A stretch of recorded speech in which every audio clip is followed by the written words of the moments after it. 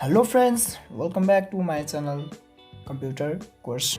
दर्शकबिनहरू, तपाईँ यदि मेरो च्यानलमा नयाँ हो मेरो च्यानललाई लाइक सेयर सब्सक्राइब गरी बेल आइकन प्रेस गरी सब्सक्राइब बटनलाई अलमा राख्न नबिर्सनुहोला। दर्शकबिन, आजको मेन टपिक रहेको छ how to create a 3D effect in Photoshop.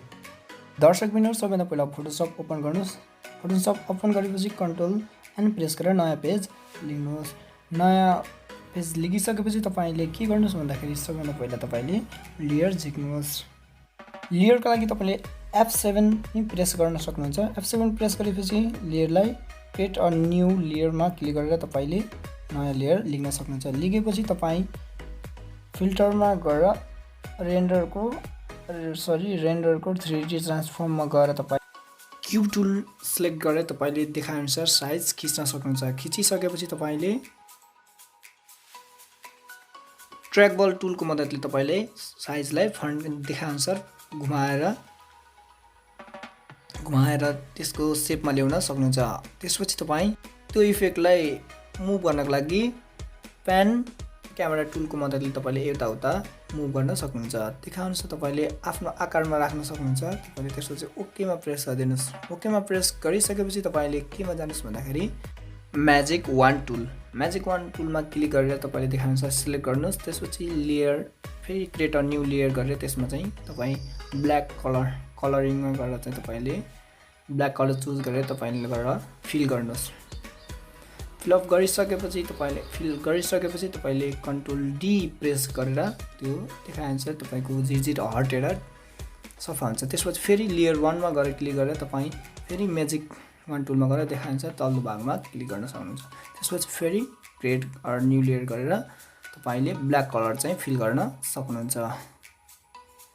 Black colour feel गरिसकेपछि फेरि अर्को यता साइडको भागमा पनि सेम प्रोसेस अप्लाई गर्नुहोस्। लेयर 1मा गएर म्याजिक वान टुल क्लिक गरेर सिलेक्ट गर्नु त्यति भाग। त्यसपछि क्रिएट अ न्यू लेयर गरेर तपाईँले ब्ल्याक कलर फिल गरिदिनु। ब्ल्याक कलर फिल गरिसकेपछि कन्ट्रोल डी प्रेस गरेर तपाईँले अनुसार त्यो आँखा लेयरमा चाहिँ आँखा देखाएको छ त्यो हटाइदिनुहोस्। लेयर 2, 3 र 4 को लेयर त्यो हटाइदिनुहोस्। त्यसपछि तपाईँले लेयर 2मा क्लिक गर्नुहोस् अनि कन्ट्रोल ओ प्रेस गरेर तपाईँले कुन फोटो राख्ने लेयर 2मा चाहिँ त्यो चाहिँ तपाईँले चुज गर्न सक्नुहुन्छ। मैले चाहिँ यहाँ आफ्नो फोटो चाहिँ चुज गरिरहेको छु। चुज गर्दैछु फोटो पिक्चरमा क्लिक गरेर मैले एउटा चाहिँ फोटो चाहिँ चुज गर्छु। तपाईँले पनि आफ्नो फोटो चाहिँ चुज गर्न सक्नुहुन्छ। मेरो फोटो चाहिँ ओपन भइसकेको छ। अब मुभ टुलको मद्दतले चाहिँ तपाईँले मुभ गरेर हाम्रो बनाइरहेको लेयरमा चाहिँ जोड्नुहोस्। त्यसपछि तपाईँले म्याक्सिमाइज गर्नुहोस् त्यो पेजलाई। त्यसपछि कन्ट्रोल टी माइनस गर्दै सानो बनाएर कन्ट्रोल टी प्रेस गरेर तपाईँले यसलाई साइजलाई सानो ठुलो गराउन सक्नुहुन्छ। त्यसलाई सानो बनाएर फिटको लागि हामीले कन्ट्रोल माइनस गरेको थियौँ। अब चाहिँ प्लस गरेर जुम फिटिङ स्क्रिन गऱ्यौँ। त्यसपछि तपाईँले के गर्नुहोस्, इन्टर प्रेस गर्नुहोस्। इन्टर प्रेस गरेपछि तपाईँले कन्ट्रोल अल्ट जी प्रेस गरेर तपाईँले ब्ल्याक कलरमा चाहिँ फिल हुन्छ। त्यसपछि कन्ट्रोल टी प्रेस गर्नुहोस्। टी प्रेस गरेर कन्ट्रोलसँग तपाईँले चाहिँ देखाएअनुसार कन्ट्रोल प्रेस गरेपछि त्यहाँको लुक चाहिँ तपाईँको चेन्ज हुन्छ अनि त्यसपछि तपाईँले देखाएअनुसार खिच्न सक्नुहुन्छ। कन्ट्रोलसँग प्रेस गर्दै खिच्न सक्नुहुन्छ।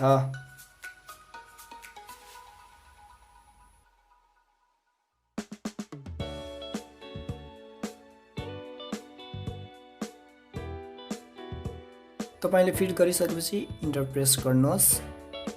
फिट भइसकेको छ। अब मैले इन्टर प्रेस गर्छु। त्यसपछि तपाईँ लेयर 3मा गएर क्लिक गर्नुहोस्। लेयर 3मा ब्ल्याक कलर सो हुन्छ। त्यसपछि तपाईँले यसलाई चाहिँ मिनिमाइज गरेर फेरि तपाईँले अर्को फोटो चाहिँ ओपन गर्नुहोस्। यो फोटो चाहिँ हामीलाई चाहिन्न। अब चाहिँ मैले यहाँ चाहिँ अर्को फोटो चाहिँ ओपन गर्छु। तपाईँले पनि ओपन गर्नुहोस्। हाम्रो यहाँ चाहिँ 3टा फोटो लाग्छ। मैले एउटा फोटो चाहिँ अलरेडी हालिसकेको छु। अब 2टा फोटो फाइन्ड गर्नु छ। मैले चाहिँ यहाँ एउटा फोटो एउटा फोटो राम्रो फोटो चाहिँ तपाईँले जुन पनि फोटो चुज गर्न सक्नुहुन्छ आफ्नो इच्छा अनुसार।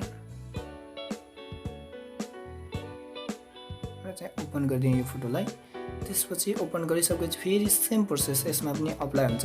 तपाईले मुभ टुलको मद्दतले चाहिँ मुभ गरेर त्यहाँ लगाएर छोड्नुहोस्, मुभ गरेर त्यहाँ लगाएर छोड्नुहोस्। त्यसपछि यसलाई चाहिँ म्याक्सिमाइज गरेर त्यो फोटो चाहिँ चाहिन्न अब हामीलाई। म्याक्सिमाइज गर्नुहोस् अनि कन्ट्रोल माइनस प्रेस गरेर कन्ट्रोल टी प्रेस गर्नुहोस् अनि साइजलाई चाहिँ कन्ट्रोल सिफ्टसँग प्रेस गर्दै सानो गराउनुहोस् र यसलाई हाम्रो ओपन भएको लेयर 4 मा चाहिँ लेयर 3 मा चाहिँ लगाएर फिट गर्नुहोस्। इन्टर प्रेस गरेर कन्ट्रोल अल्ट जी प्रेस गर्नुहोस्।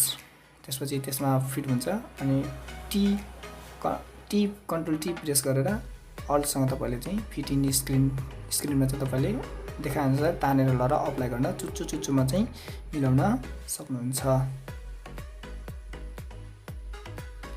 यो पनि बिस्तारै हुनै लागेको छ अब तपाईको अनि अब लगभग भइसकेको छ।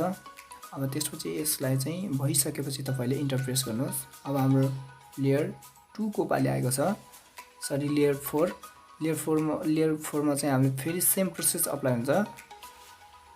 मैले यो कन्ट्रोल ओबाट एउटा नयाँ फोटो चाहिँ चुज गर्छु, तपाईले पनि चुज गर्नुहोस्।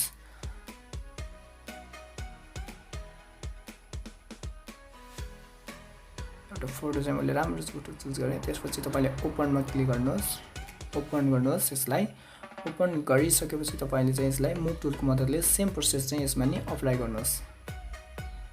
म्याक्सिमाइज गर्नुहोस्। त्यसपछि कन्ट्रोल माइनस प्रेस गरेर कन्ट्रोल टी अझै कन्ट्रोल माइनस गरेर यसलाई सानो सिफ्टसँग प्रेस गर्दै सानो गराउने। त्यसपछि मुभ टुलको मद्दतले चाहिँ हाम्रो यसलाई देखाएअनुसार सार्न सक्छौँ। अनि त्यसपछि जुम गरेर यसलाई इन्टर प्रेस गरेर फिट कन्ट्रोल अल्ट जी प्रेस गरेपछि तपाईको फिट इन स्क्रिन हुन्छ। त्यसपछि कन्ट्रोल टी प्रेस गरेर कन्ट्रोलसँग हामीले यसलाई स्क्रिनमा चाहिँ फिट गर्छौँ आफैले।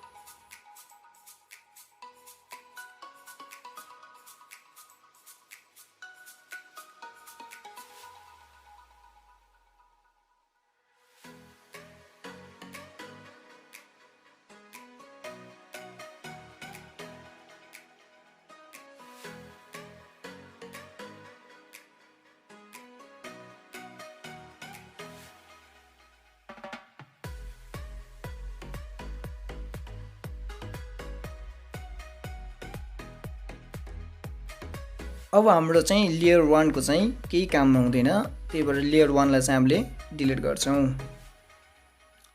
लेयर 1 लाई डिलिट गर्छौँ। लेयर 1 डिलिट भइसकेपछि तपाईको अब हाम्रो एउटा लेयर क्रिएट गरेर तपाईको अब हाम्रो चाहिँ लेयर क्रिएट गरेर तपाईको सरर देखाएअनुसार क्लिक गर्नुहोस् एउटालाई छोडेर अनि त्यसपछि कन्ट्रोल ई प्रेस गर्नुहोस्। तपाईको मर्ज हुन्छ, मिस्टेक भयो। ई प्रेस गर्नुहोस्, त्यसपछि तपाईको मर्ज हुन्छ।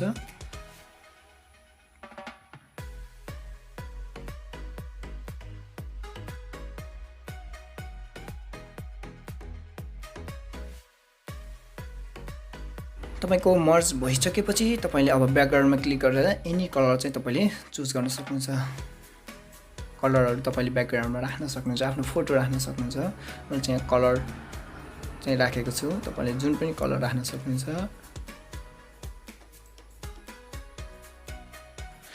तपाईलाई मेरो भिडियो कस्तो लाग्यो कमेन्ट बक्समा कमेन्ट गर्न नबिर्सिनु होला। र तपाईहरु अहिले कोरोनाको लकडाउनको कारणले घरमै थुनिएर बसिरहनु भएको होला। तपाई कम्प्युटरको स्टुडेन्ट हो भने चाहिँ घरमा प्र्याक्टिस गर्दै बस्नु होला र घरमै बसौं, आफू पनि बचौं, अरूलाई पनि बचाऊ। धन्यवाद।